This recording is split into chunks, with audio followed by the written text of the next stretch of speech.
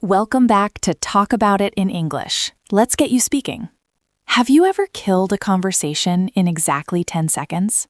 Picture this. It's 8:55 a.m. You get into the elevator. A colleague smiles and asks, "How was your weekend?" You smile back and say, "Good." And then, silence. Just you, him, and the sound of the elevator moving. You want to say more, but your mind is completely blank. I used to dread those moments.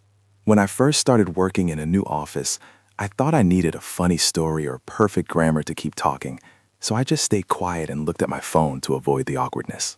You don't need a story. You just need the bridge. Today, I'm giving you the 3-step formula to never have that awkward silence again. I wish I had known this formula years ago. It would have saved me so much anxiety in the break room. So, Lily, let's talk about this bridge. What exactly is going wrong in that elevator scenario? Why does the conversation die so fast? It dies because of what I call the fine trap. It is the most common mistake English learners make. And honestly, native speakers do it too when they are tired. The fine trap is when you treat a question like a math problem. A math problem? What do you mean? Well, imagine someone asks, "How are you?" Your brain thinks, okay, that is a question, I need to provide the correct answer. So you search your database of English words, you find the word fine or good, and you deliver the answer. Transaction complete. Right. It feels logical. They asked for information, and I gave them the information. But socially, it feels like I just slammed a door in their face. Exactly.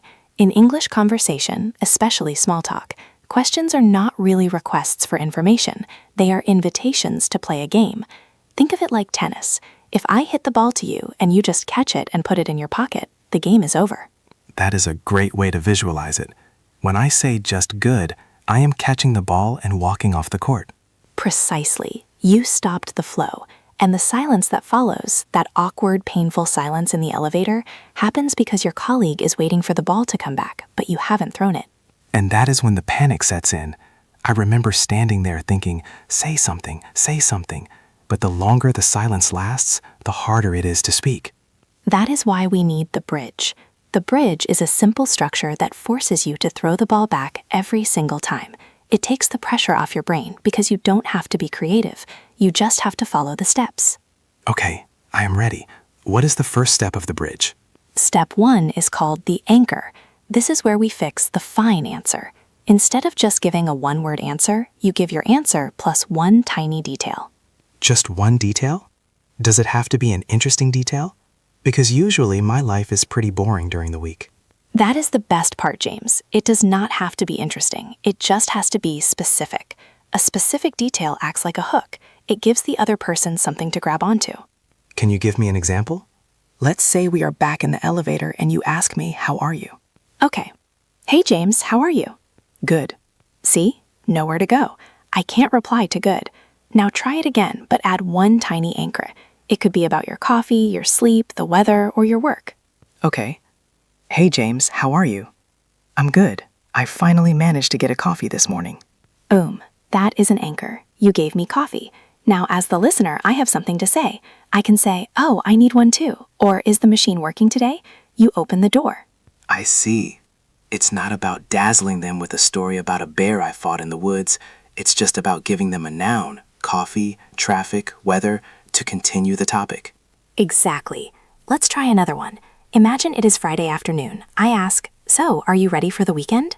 The trap answer would be, yes. Right, and then silence.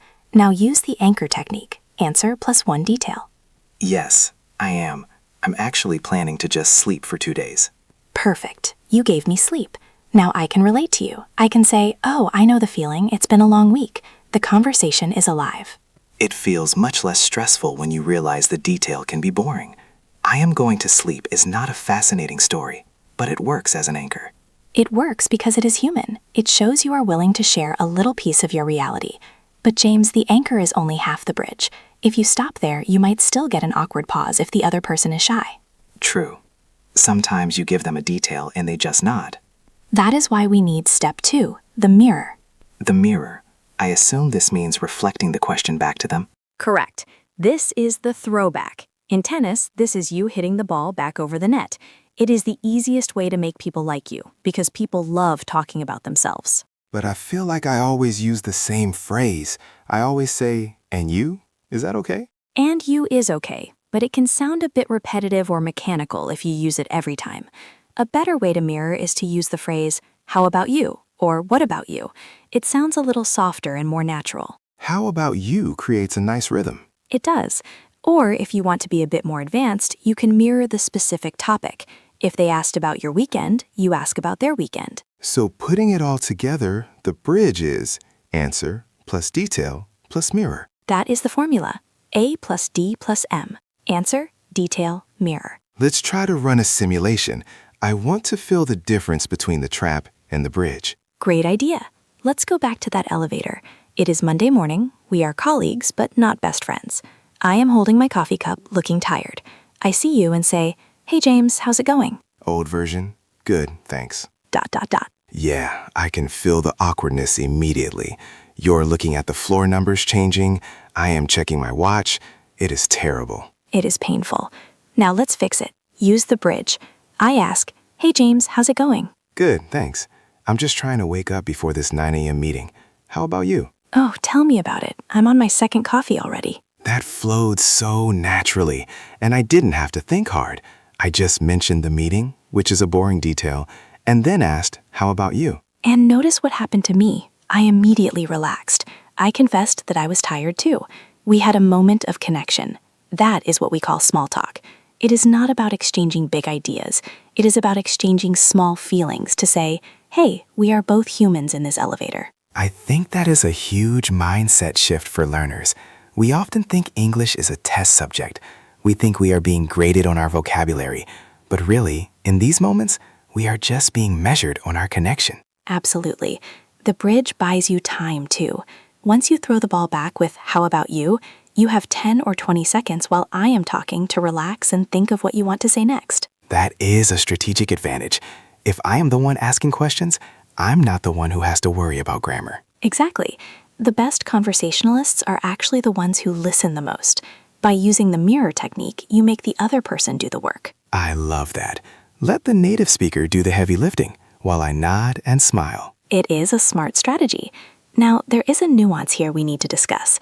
The detail part of the bridge, the anchor, needs to be relevant to the context. You don't want to give a detail that is too personal or completely random. Right. If you ask, how are you? And I say, good, I just bought new socks. That might be weird in an elevator. It might be a little weird, yes. The best anchors are related to the shared reality. Shared reality? Yes, the things you both are experiencing right now. The weather, the office environment, the time of day, the traffic, the coffee. So context is key. If it's Monday morning, talk about being tired or the week ahead. If it's Friday, talk about the weekend. If it's raining, talk about the rain. Exactly. Let's practice this with a different scenario. Let's move out of the elevator and go to the office kitchen. You are standing there waiting for the microwave. It takes 2 minutes to heat your lunch. That is a long 2 minutes of silence if a colleague is standing next to you. That is the worst. You're both just staring at the spinning plate of food. Okay, so I walk in, I see you waiting. I say, hey James, heating up lunch? Okay, let me try the bridge. Answer, yeah. Detail, it's just some leftovers from last night, but it smells pretty good. Mirror, have you eaten yet? Perfect. Yeah, I just grabbed a sandwich earlier. See, effortless. And I use the shared reality, the food. Yes, you didn't try to change the subject to politics or philosophy. You stuck to the immediate context. What if I am not at work? What if I am bumping into a neighbor? I have a neighbor, Mrs. Higgins, and she always asks, hello, James, nice day, isn't it? And I never know what to say besides yes. The yes-no questions are tricky because they invite a one-word answer. But the bridge works exactly the same way. You agree, add a detail about the weather, and ask her back. Okay, Mrs. Higgins says, nice day, isn't it? Try it. It is beautiful. I'm actually heading to the park to enjoy it for a bit. Have you been outside yet? That was lovely. You sound like a friendly, fluent neighbor. And again, the detail was simple. Going to the park. Simple is better. Simple is clear. Complex stories get you stuck in grammar traps. Simple details build bridges. You know, Lily, talking about building bridges, if our listeners want to keep building these real-life skills and stop feeling stuck, they should probably join us every week. That is a great point. If you want to speak about your life in English and not just study grammar rules, make sure you subscribe to the channel. We take one topic every week, just like this, and give you the exact words you need to handle it. We are really building a toolkit here. Today it's small talk, next time it could be travel or health. So hit that button if you want to be ready for anything. Now, Kames, I want to address a problem some of our more honest learners might have. We talked about saying good or fine, but what if you are having a terrible day? What if you are actually stressed or sad? That is a big one. I often feel like I have to say I'm fine because I don't want to be negative, but then I feel fake. You don't have to be fake. You can use the bridge to be honest, but polite. The structure is the same, but we change the anchor slightly to a soft negative. What is a soft negative? It is a way of admitting things aren't perfect without being a drama queen. You use phrases like, I've been better, or it's been a long week, or I'm a bit wiped out. Wiped out is a great phrase. It sounds natural. It does. So let's try the elevator scene again. It is Thursday. You are exhausted. I ask, hey James, how are things? Okay, answer. Honestly, I've been better. Detail. This project is really keeping me busy.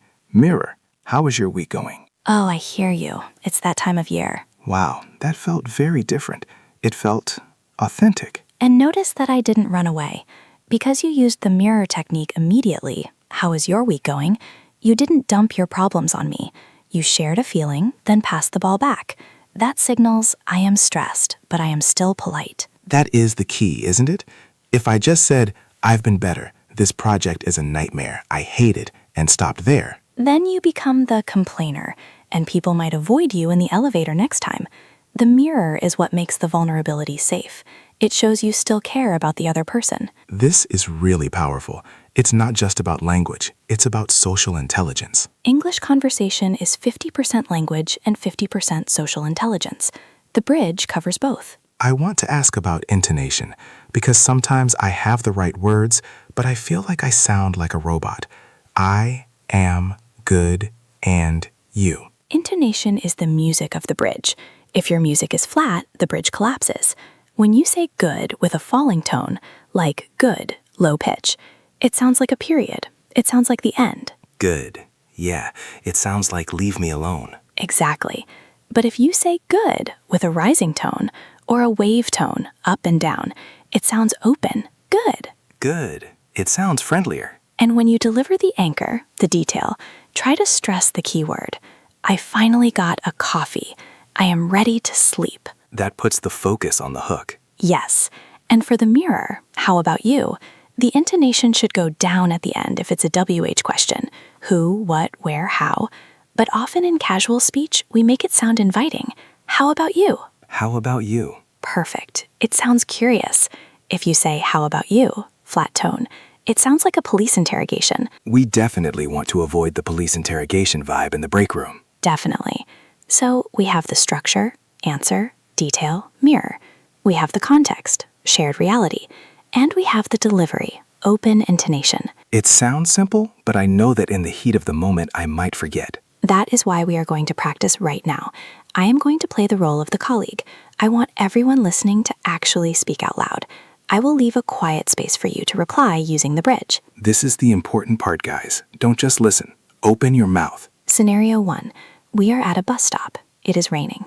I turn to you and say, this rain is never going to stop, is it? Whispering. Remember, agree plus detail about the rain or bus plus mirror.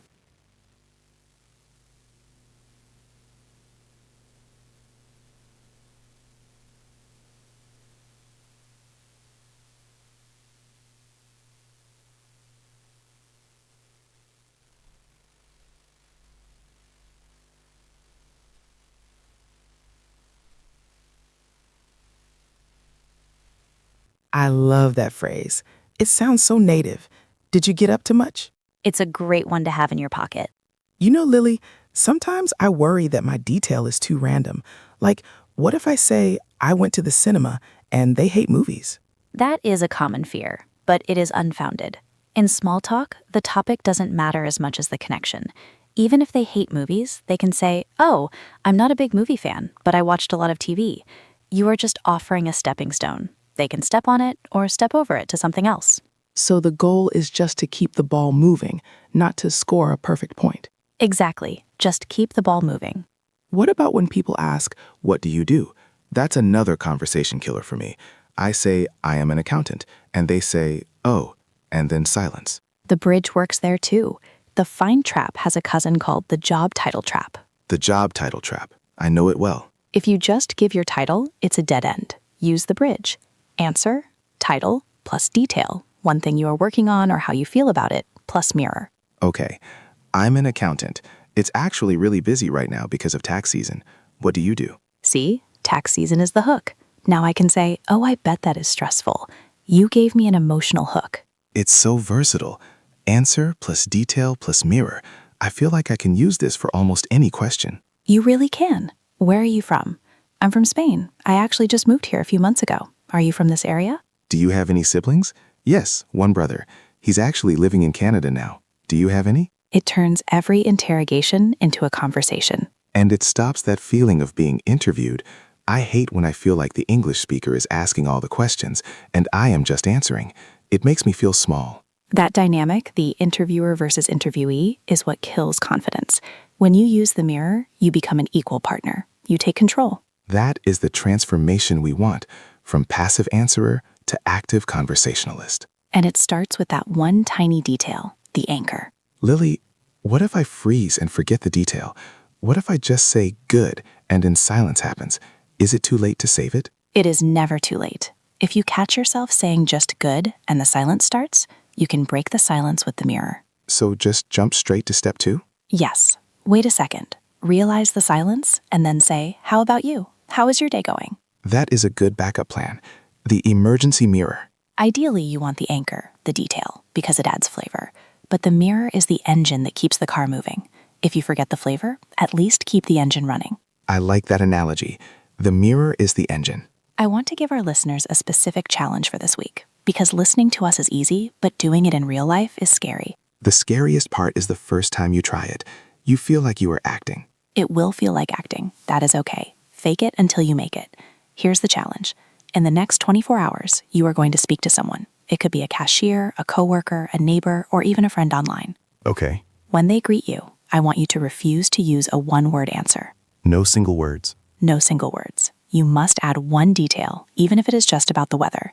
I'm good, enjoying the sun. And you must ask them back. I'm good, enjoying the sun. How are you? That is it. Do it once, just once, and watch what happens to their face.